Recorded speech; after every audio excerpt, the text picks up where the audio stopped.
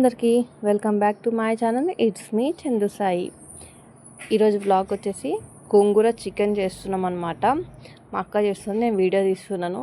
నాకు వీడియో తీసే అవకాశం అయితే ఇప్పుడు వచ్చింది, లేదంటే నేనే చేసుకోవాలి, నేనే వీడియో తీసుకోవాలి. ఇవాళ రెసిపీ వచ్చేసి మా అక్క చేస్తుంది, నేను వీడియో తీస్తున్నాను. దానికోసం ఫస్ట్ ఆయిల్ వేసేసుకొని పోపు అయితే వేసుకుంది. నాకు తెలియదు చికెన్లో పోపు కూడా వేస్తారని. నేను డైరెక్ట్ ఆనియన్ అయితే వేస్తారు. మా అక్క ఇందులో జీలకర్ర ఆవాలు కూడా యాడ్ చేసింది.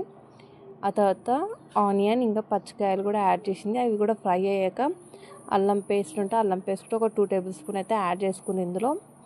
అవన్నీ కూడా బాగా ఫ్రై అయినాక చికెన్ని మంచిగా నీట్గా వాష్ చేసేసుకొని ఆ చికెన్ని కూడా అందులో యాడ్ చేసేసుకుంది అనమాట.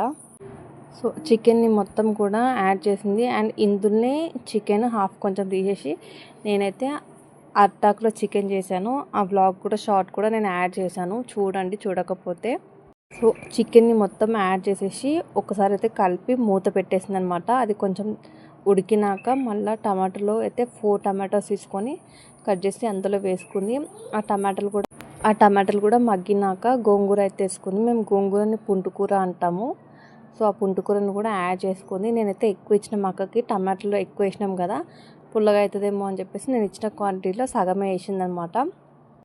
సో అవి కూడా బాగా మగ్గాలి. ఇందులోనే ఆల్రెడీ మక్క ఉప్పు, కారం, పసుపు, ధనియాల పొడి, జీలకర్ర పొడి, గరం మసాలా కూడా యాడ్ చేసేసింది అనమాట. ఆ క్లిప్ అయితే తీయలేదు. అండ్ వాటర్ అయితే యాడ్ చేసుకుంది. ముక్కలు ఉడకలేదు అప్పటికి. ముక్కలు ఉడకడానికి ఒక గ్లాస్ ఆఫ్ వాటర్ అయితే తీసుకుంది. వాటర్ యాడ్ చేసినాక మళ్ళీ తర్వాత లాస్ట్కి అయితే చికెన్ మసాలా యాడ్ చేసుకున్నాము. ఇది ఒక 15 మినిట్స్ మగ్గినాక చికెన్ ఆఫ్ చేసేసుకోవడం. ఇంకా చికెన్ అయిపోయింది. గోంగూర చికెన్ నచ్చితే నా ఛానల్ సబ్స్క్రైబ్ చేసుకోండి please. Thank you so much for watching.